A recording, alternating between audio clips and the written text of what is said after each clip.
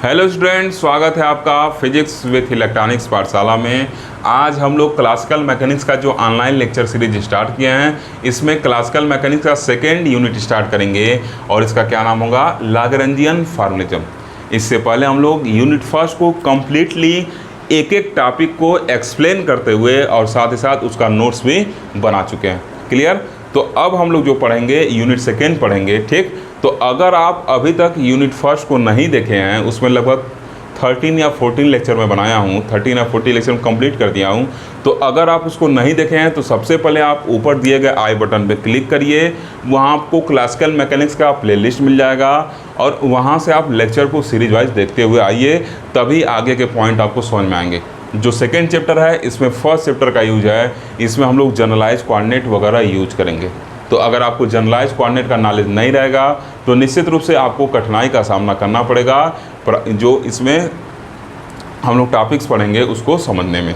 तो अगर आप सीरीज वाइज लेक्चर को देखेंगे तो आपको काफ़ी आसान लगेगा और काफ़ी आपको मज़ा आएगा, क्योंकि मैं जो भी टॉपिक एक्सप्लेन कर रहा हूँ आपके लेवल पे जाके एक्सप्लेन कर रहा हूँ, एक स्टूडेंट के लेवल पे जाके एक्सप्लेन कर रहा हूँ, क्योंकि मेरा कोशिश रहता है जो कमज़ोर से कमज़ोर विद्यार्थी भी है, जो इस पर जुड़ा हुआ है, जिसको कुछ भी नॉलेज नहीं है अभी तक, वो भी देखे तो चीज़ों को सीखता रहे, ठीक। इसलिए ग्राउंड से एकदम एडवांस लेवल, मतलब हाई लेवल पे चीज़ों को एक्सप्लेन करते हैं। ओके, तो आप पहले फर्स्ट सेटअप देखिए, तब इसको देखना स्टार्ट करिए, ठीक। साथ ही साथ देखिए, अभी तक जो हम मैकेनिक्स पढ़ रहे थे, अभी तक जो क्लासिकल मैकेनिक्स, जैसे आप क्लास 9th में भी न्यूटन्स लॉ वगैरह पढ़ना शुरू कर दिए थे, 10th हो गया, फिर 10+1, 10+2 और फिर BSc फर्स्ट सेम में भी हम लोग मैकेनिक्स पढ़े थे। तो अभी तक जो हम मैकेनिक्स पढ़े थे उसी को हम लोग न्यूटोनियन मैकेनिक्स भी कर रहे थे। और जैसे ही हम लोग के दिमाग में क्लासिकल मैकेनिक्स या मैकेनिक्स का नाम आता है, जैसे ही क्लासिकल मैकेनिक्स या मैकेनिक्स का नाम आता है, तुरंत हमारे दिमाग में आता है कि वहाँ पे न्यूटन साहब के लॉ क्या होंगे, लगेंगे। वहाँ पे न्यूटन्स के तीनों नियम को क्या कर सकते हैं, हम अप्लाई कर सकते हैं। और इसको हम क्या कहते थे, न्यूटोनियन मैकेनिक्स भी कहते थे, न्यूटोनियन मैकेनिक्स भी कहते थे। लेकिन समस्या इसके साथ ये था कि इसमें हम लोग को फोर्स वगैरह काउंट करना पड़ता था। जैसे मान लीजिए सबसे ज़्यादा जो इसमें हम लोग यूज करते थे न्यूटन्स लॉ, या F=ma, मतलब सेकेंड न्यूटन्स लॉ अभी तक सबसे ज़्यादा यूज करते हुए आए हैं, ठीक। तो इसके साथ समस्या ये था कि अगर आपके पास आसान सिस्टम है तो आप क्या कर रहे हैं, चीज़ों को अच्छे सॉल्व करके इक्वेशन ऑफ मोशन निकाल के और बता देते थे कि भाई उसका ये इक्वेशन ऑफ मोशन होगा, तो आप आसानी से उसको समझ सकते हैं, फ्यूचर भी प्रेडिक्ट कर सकते थे।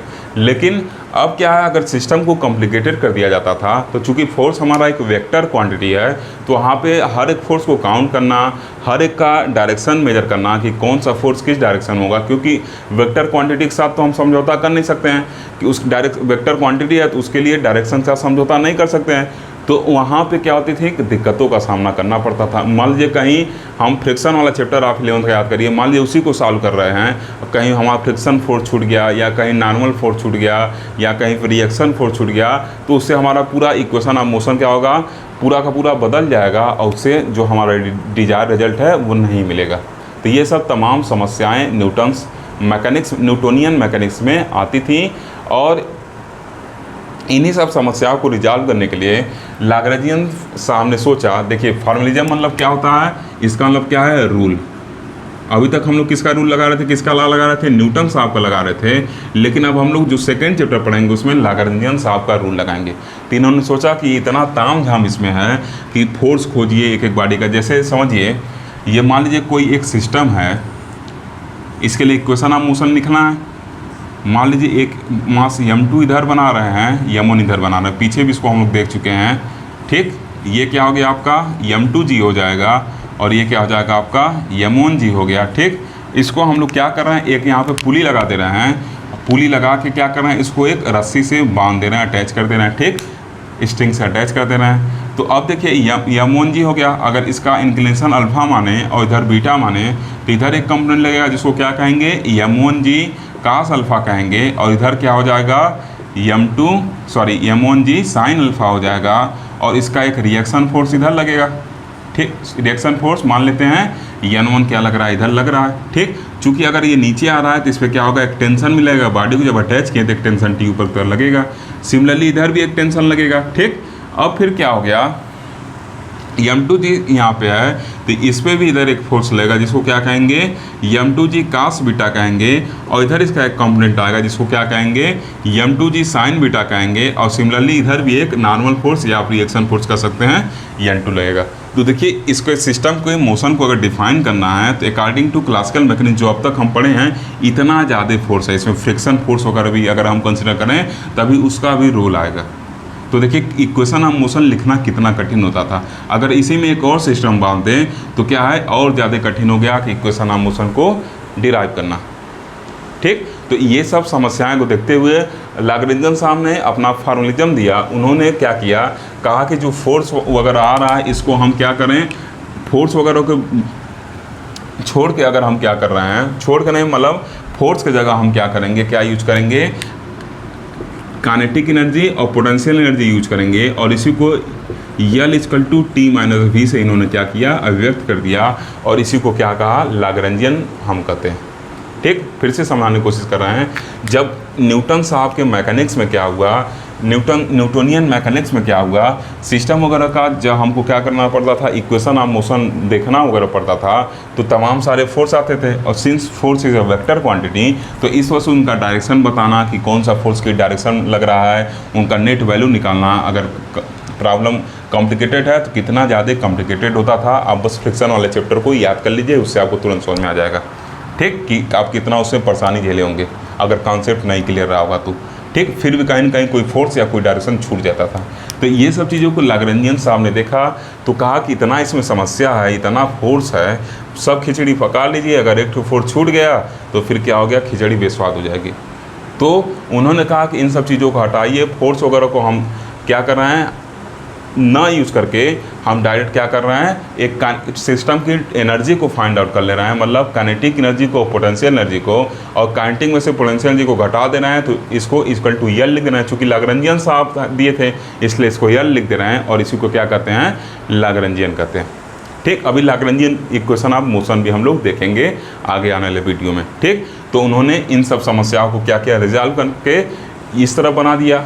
तो अब तक जो हम लोग का फोर्स वगैरह का रूल था, now that is converted into the form of energy, और यहीं से एडवांस क्लासिकल मैकेनिक्स का जन्म हुआ। ठीक, ये क्या, इसको क्या कह दिया गया, जो अब तक का हम पढ़े थे उसको ओल्ड क्लासिकल मैकेनिक्स कह दिया गया, और जो अब हम लोग पढ़ने जा रहे हैं सेकेंड चैप्टर से, इसको एडवांस क्लासिकल मैकेनिक्स कहा गया। क्लियर है। इसमें हम लोग क्या यूज़ करेंगे, इसमें हम लोग जनरलाइज कोऑर्डिनेट को यूज़ करेंगे। तो इसके लिए आपको जनरलाइज कोऑर्डिनेट का ज्ञान होना चाहिए, जनरलाइज कोऑर्डिनेट का नॉलेज होना चाहिए कि वो क्या होते हैं, क्यों उनको पढ़ा जाता है। इस पर आपको वीडियो बना के दिया जा चुका, अगर आप पढ़े होंगे तो तुरंत आपको याद आ गया होगा कि जनरलाइज कोऑर्डिनेट क्या होते हैं। ठीक, तो यही क्या था, इंट्रोडक्शन था किसमें, लाग्रेंजियन का। ठीक, ये क्या था, लाग्रेंजियन का इंट्रोडक्शन था। ओके ओके, तो एक बार फिर से हम लोग जो पढ़े हैं उसको रिकॉल कर लेते हैं। देखिए अब तक क्या पढ़ा गया, हम लोग जो मैकेनिक्स अब तक पढ़ा गया वो क्या हम लोग कहेंगे, अब उसको ओल्ड क्लासिकल मैकेनिक्स कहेंगे। और अब तक जो हम मैकेनिक्स पढ़े थे उसका मैकेनिक्स का नाम आते ही हमारे दिमाग में आता था कि ओहो हमको तो न्यूटन साहब का लॉ यूज करना है, उससे हम इक्वेशन ऑफ मोशन को क्या करेंगे, डिराइव कर लेंगे। लेकिन प्रॉब्लम यहाँ होती थी कि अगर सिस्टम कॉम्प्लिकेटेड है, अभी तो देखिए आसान सिस्टम है, इससे भी कॉम्प्लिकेटेड सिस्टम हो सकता है, और उस पर अगर डिफरेंट फोर्स के कंपोनेंट लगाना है, इक्वेशन ऑफ मोशन को डिराइव करना है, और अगर गलती से कहीं कोई फोर्स छूट गया तो इसको इक्वेशन ऑफ मोशन को निकालने में बहुत समस्या होता था। हाँ, इससे ये चीज़ ज़रूर था कि अगर रिलेटिविस्टिक पॉइंट ऑफ व्यू से सोचें कि मान लीजिए क्या है, रिलेटिविस्टिक पॉइंट ऑफ व्यू से अगर मान लीजिए कोई कार है,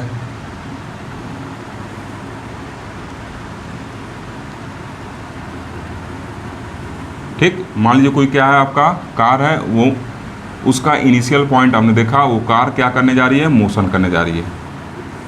ओके,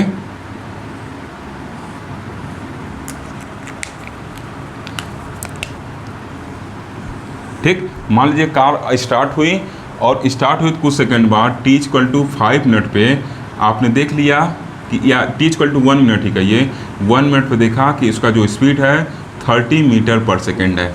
वो 30 मीटर पर सेकेंड का स्पीड पकड़ चुकी। ओल्ड क्लासिकल मैकेनिक्स या रिलेटिविस्टिक फिजिक्स का मैं बात कर रहा हूँ यहाँ पे, तो आप इससे क्या करते थे, फ्यूचर को प्रेडिक्ट कर सकते हैं। ठीक, ये सब चीज़ें इसमें थी कि 50 मिनट पे आप बता सकते थे कि वो कार कितना दूरी चली होगी। ये सब चीज़ें आप क्या कर सकते थे, मेंटेन कर लेते थे। अगर 30 मीटर पर सेकंड के स्पीड से कांस्टेंट स्पीड चल रही है तो t=50 मीटर पे आप t=50 मिनट पे आप बता सकते थे कि ये सब चीज़ें क्या होती, मतलब कार का कितना डिस्टेंस वगैरह चल चुकी होगी। तो ये सब रिलेटिविस्टिक केस में अभी तक हम लोग पढ़ते थे। लेकिन जब ऐसे सिस्टम वगैरह आते थे जहाँ फोर्स वगैरह की बात हमको करना पड़ता था तो तमाम कठिनाइयों का सामना करना पड़ता था। तो उन्हीं सब चीज़ों को लाग्रांजियन साहब ने कहा कि ये सब तामझाम छोड़िए और आइए एनर्जी पे, सिस्टम की एनर्जी की डायरेक्ट हम बात करेंगे। और किस एनर्जी का, टोटल एनर्जी आप कर सकते हैं, क्योंकि इसमें काइनेटिक एनर्जी हमको निकालना है, पोटेंशियल एनर्जी भी निकालना है। तो इसी को क्या किया, T-V करके यल कर दिए इन्होंने और कहा कि ये लाग्रांजियन ऑफ द सिस्टम होगा।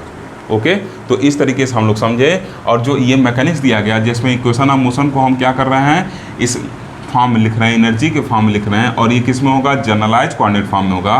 तो ये सब जो जिसमें हम यूज़ कर रहे हैं उसी को हम क्या कर देते हैं, एडवांस क्लासिकल मैकेनिक्स। अभी एडवांस क्लासिकल मैकेनिक्स हम लोग को 3rd चैप्टर में पढ़ना है, जिसमें क्या है, हैमिल्टोनियन साहब का फार्मूलिज्म हम लोग को पढ़ना है। ठीक, तो अब चीज़ें थोड़ा थोड़ा कठिन होने जा रही हैं। इस वजह से ध्यान से एक एक पॉइंट समझते रहिएगा। मेरा पूरा कोशिश रहेगा कि आपके लेवल पे जितना आपकी सोचने की क्षमता है उस लेवल पे जाकर चीज़ों को उठाऊं ताकि आपको अच्छे से समझ में आए। ठीक, आज के लेक्चर में बस इतना ही। आज हम लोग इंट्रोडक्शन देखे और आज के इंट्रोडक्शन में हम क्या सीखे कि अब हम लोग जो मैकेनिक्स पढ़ेंगे वो हम लोग का क्या होगा, एडवांस क्लासिकल मैकेनिक्स होगा।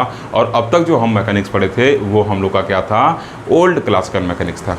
क्लियर। एडवांस करने का मतलब क्या है, आप मान लीजिए फ़ोन चलाते हैं, आपके फ़ोन में अपडेट का आता है नोटिफिकेशन, तो आप क्या करते हैं, आपका जो एंड्रॉयड वर्जन उसको अपडेट करते हैं ताकि और सारी सुविधाएं मिलें और सारे नए नए क्या हो, फीचर्स मिलें। वैसे ही लाग्रांजियन साहब ने क्या किया, इसको अपडेट कर दिया। आप सिंपली भाषा में समझिए, इन्होंने क्या किया, न्यूटन साहब के मैकेनिक्स को अपडेट कर दिया और कहा कि लाइए ये यूज करिए। ठीक, तो ये सब चीज़ें क्या हैं, हम लोग इसमें पढ़ेंगे। ओके, आज के लेक्चर में बस इतना ही। अगर आपको लेक्चर अच्छा लगता हो तो आप लाइक करिए वीडियो को और सब्सक्राइब करिए चैनल को, साथ ही साथ अपने दोस्तों तक ज़रूर शेयर करिए और अपना वैल्यूएबल फीडबैक भी ज़रूर दीजिए। Thank you for watching.